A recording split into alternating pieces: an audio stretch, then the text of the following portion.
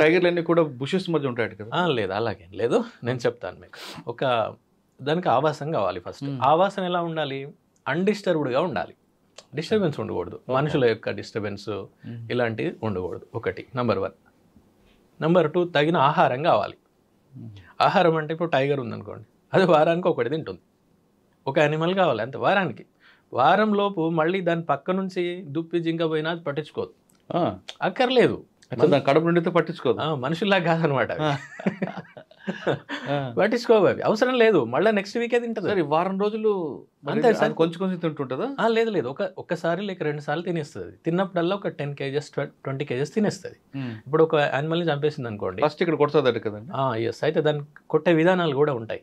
ఏంటంటే ఆ యానిమల్, ఇప్పుడు వేరే యానిమల్ అయినా కూడా అదేమి చంపడానికి చనిపోవడానికి సిద్ధంగా ఉండదు కదా, అది కూడా రెసిస్ట్ చేస్తుంది. కాబట్టి ఆ రెసిస్ట్ చేసినటువంటి దాన్ని చంపాలంటే టైగర్ అయినా కూడా చాలా చాకచక్యంగా చేయాలి.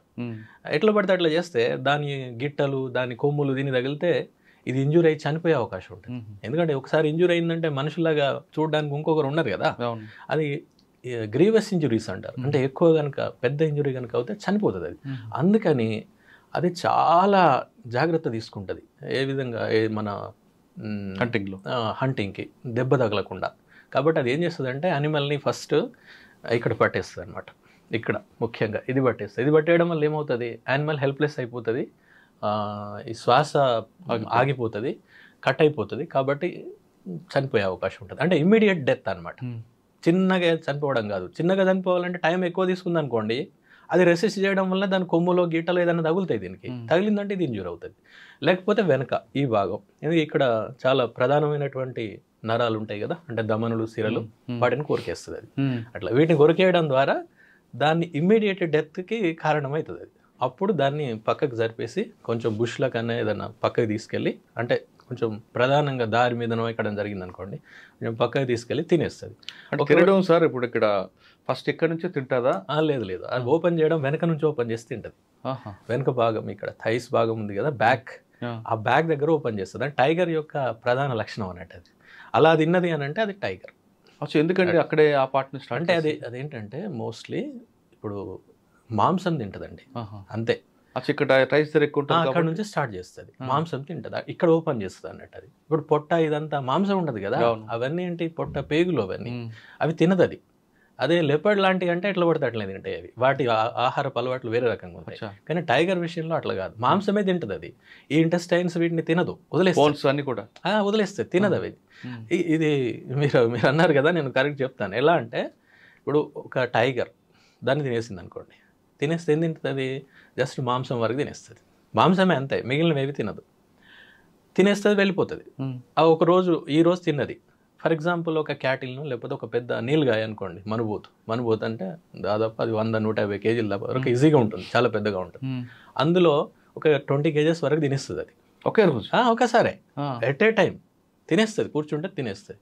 తెల్లారి మళ్ళీ వస్తుంది second time or third time, then it will come and it will eat the remaining meat పార్టే క్లియర్గా అంటున్నా నేను, తినేస్తుంది, వెళ్ళిపోతుంది. మొత్తం అయిపోదు కదా, ఇంకా ఎముకలు ఉంటాయి, ఇంకా కొంచెం అక్కడక్కడ మిగిలిన మాంసం ఉంటుంది, ఇంటెస్టైన్స్ ఉంటాయి, అన్నీ ఉంటాయి.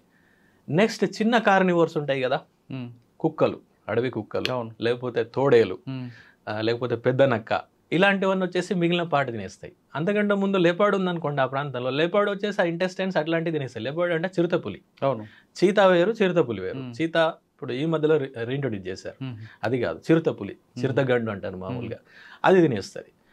అంటే అది కూడా హంట్ చేసి తింటుంది.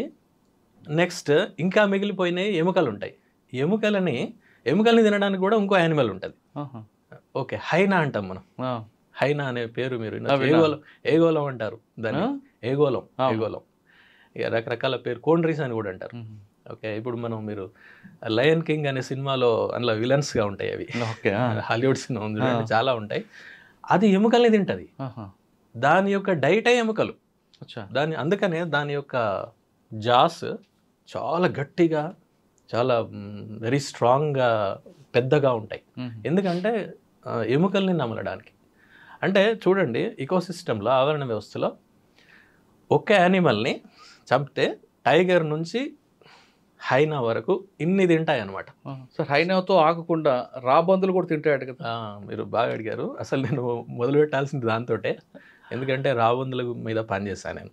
4 నుంచి 5 ఏళ్ల పాటు రాబందుల మీద పనిచేశాను. రాబందుల యొక్క సంరక్షణ చర్యలు అనమాట. అయితే బెజ్జూర్ అనేది ఎందుకు అంత ఇంపార్టెంట్ అంటే అక్కడ రాబందులు కూడా ఉన్నాయి. రాబందులు అనేవి ఆంధ్రప్రదేశ్ అండ్ తెలంగాణ రెండింటిలో కూడా అంతరించిపోయినాయి ఎప్పుడో.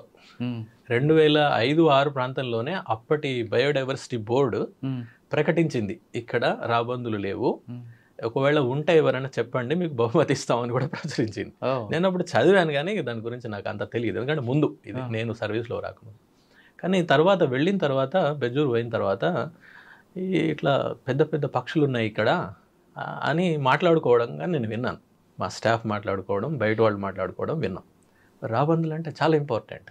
ఎందుకంటే రాబందులు అనేవి స్కావెంజింగ్ యానిమల్స్ అనమాట. అవన్నీ స్కావెంజర్స్ అంటారు వాటిని. స్కావెంజర్ అంటే మనం మామూలుగా పారిశుద్ధ్యం చేసేటువంటి పని చేసేటువంటి వాళ్ళందరినీ స్కావెంజర్స్ అంటారు కదా. ప్రకృతిలో కూడా స్కావెంజర్స్ ఉంటాయి. ఇప్పుడు నేను ఇందాక చెప్పిన హైనా అనేది కూడా స్కావెంజర్. అది అంటే ఏవైతే మిగిలిపోతాయో, ఏవైతే డిస్కార్డెడ్ మెటీరియల్ ఉంటుందో వాటిని తినేస్తాయి అన్నట్టు. అందుకని మనం కూడా ఏది పడుతుంది చెత్త చెదరం అంత పడేస్తే చేసేవాళ్ళు వాళ్ళు స్కావెంజర్స్. అది చాలా ఇంపార్టెంట్ పని. మనం దానికి విలువనివ్వం ఎప్పుడు. అది అన్నిటికంటే తక్కువగా మనం చూసేది ఇలా కొంతమంది ఉన్నారు కదా, అందులో వీళ్ళు కూడా. కానీ వాళ్ళు చేసేటువంటి పని అన్నిటికంటే గొప్పది. సార్ రాబందులు కనబడితే అదొక అపశకనం అని, రాబందులాగా వచ్చేవరా పీకు తింటావరా అంటుంటారు కదా. అది ఎలా వచ్చిందో నాకు కూడా తెలియదు. దీని మీద నేను ఆర్టికల్స్ కూడా రాశాను. తప్పు అలా అనుకోవడం. పిక్కు తింటారంటే మనుషులు పిక్కు తింటారు కానీ రాబందులు పిక్కు తినవు. అంటే రాబందులు ఒక పులి చంపిన దీన్ని రాబందుల వరకు వస్తాయి. Yes sir. అయితే దానివల్ల అడవి కూడా ఎస్ సార్. అయితే ఏంటంటే ఇదివరకు ఏం జరిగేదంటే ఎక్కడైనా కూడా రాబందులు, మీరు కూడా చిన్నప్పుడు చూస్తుంటారు, నేనైతే చాలా చూశాను మా చిన్నప్పుడు. పశువులు కనుక చనిపోతే ఆ ఊరవతలు పడేసేవాళ్ళు ఎప్పుడు కూడా. ఇది చాలా కామన్ సీన్ అది మా చిన్నప్పుడు. 80లలో కూడా నేను చాలా చూసాను. 80, 90లలో అది వచ్చేసేటి. అవి జస్ట్ విదిన్ మినిట్స్ మనం పడేసిన నిమిషాల్లో వచ్చేస్తాయి. అవి వచ్చేసి నిమిషాల్లోనే తినేస్తాయి, మొత్తం తినేసి వెళ్ళిపోతాయి పశువులు. అలాగే అడవుల్లో వాటి పాత్ర ఏంటంటే, అడవుల్లో కూడా కొన్ని చనిపోతాయి కదండి ఆటోమేటిక్గా. అన్ని యానిమల్స్ టైగర్లే లెపర్డ్సే చంపడం, కొన్ని ఎలాగో చనిపోతాయి. ఆ చనిపోయినటువంటి వాటిని తినేది ఓకే మిగిలిన యానిమల్స్తో పాటు రాబందులు కూడా. రాబందులు ఏం చేస్తాయి, చిట్ట చివరి మీట్ మార్సెల్ చిన్న పీస్ని కూడా లేకుండా తినేస్తాయి. తినేసి జస్ట్ మనకి ఎముకల గూడు ఉంటుంది అక్కడ, అంత ఇంకేం ఉండదు, అంత తినేసి వెళ్ళిపోతాయి. అవి ఎలా అంటే కుళ్ళిపోయినటువంటి దాన్ని కూడా తినేసి జీర్ణం చేసుకునే శక్తి వాటికి ఉంటుంది అనమాట. అంత పవర్ఫుల్ అవి. ఈవెన్ రీసెర్చ్లో తేలింది ఆంథ్రాక్స్ అంటే అందరికీ ఏముంది, అది వచ్చిందంటే కథమే, పోవడమే, ఇంకేం లేదు. ఆంథ్రాక్స్ ఉన్నటువంటి మీట్ని కూడా తిన్న వాటికి ఏం కాదు, చేసుకుంటాం.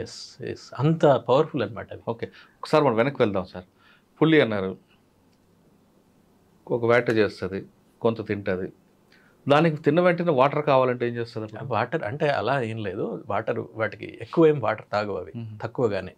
ఒకవేళ ఈరోజు వేటాడింది, కొంచెం మీట్ తింది, వెళ్ళిపోయింది, మళ్ళీ వచ్చేసరికి ఈలోగా మిగతావన్నీ జంతువులు తిన్నాయి అనుకోండి, ఏం లేదు, వదిలేస్తుందా? మళ్ళీ ఒక ఎంగిల్ చేసి తింటుందా? తింటాయి, అట్లేం లేదు. కాదు, పులి ఒక అటాక్ చేసింది, మీట్ పెట్టుకుంది, కొంచెం తిన్నది, మళ్ళీ ఒక్కోసారి వస్తుంది, అప్పుడు ఆల్రెడీ వేరే నక్కలు మీరు అన్నట్లు హైనాలు తిన్నాం అనుకోండి, అంటే మాంసం కనుక ఉంటే తినొచ్చు. అట్లేం లేదు. నేను ఇందాక మీకు చెప్పడంలో 3 విషయాలు ప్రధానమైనవి అన్నాను కదా. ఒకటి ఆవాసం, రెండోది ఆహారం, మూడోది నీళ్లు. ఈ 3 ఉంటే సరిపోతుంది అంతే, వాటికి ఇంకేం అవసరం లేదు. అన్డిస్టర్బ్డ్ హ్యాబిటాట్, డిస్టర్బెన్స్ లేనటువంటి ఆవాసం, మనుషులు ముఖ్యంగా. రెండోది ఆహారం, అంటే వాటికి సరిపడా జింకలు దుప్పులు ఏమున్నాయో అవి. మూడోది నీరు. ఈ 3 ఉంటే సరిపోతుంది. ఈ అటవీ శాఖ చేసే పని ఇదే అనమాట. మనుషులు చూస్తే ఎందుకంటే దానికి ఇరిటేషన్. అంటే ఇప్పుడు సేమ్ మన వైపు నుంచి ఆలోచిస్తే కూడా అంతే కదా. మనం టైగర్ తోటి ఉండలేం కదా.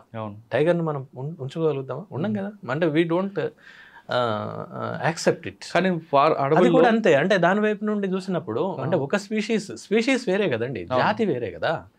నన్ను చంపడానికి వచ్చారని బాగుంటుంది అంతే, తప్పకుండా భయమే, ఎవరికైనా భయమే. అంటే ఒక జాతి ఇంకో జాతిని చూసినప్పుడు ఆటోమేటిక్గా ఉంటుంది. మళ్ళీ అదే కాకుండా ఇవేంటంటే వన్యప్రాణులు, వన్యప్రాణులకు జనరల్గా ఉండేటువంటి టెండెన్సీ ఏంటంటే అవి షై యానిమల్స్ ఉంటుందన్నమాట సహజంగానే, అంటే సహజాతం, అది ఇన్స్టింక్ట్, అది సాధారణంగా. ఏదో మనం కొన్ని ఇది ఈకో టూరిజం ప్రాంతాలు అలవాటు పడిపోయినవి ఉంటాయి, అలవాటు పడిపోయిన వీళ్ళు మొత్తం జనాలు అంతా జిప్సీలలో పోయి ఫోటోలు తీయడం చూస్తుంటే టైగర్ అక్కడే ఉంటుంది, అది పోదు, అది అలవాటు పడిపోయి ఉంటాయి.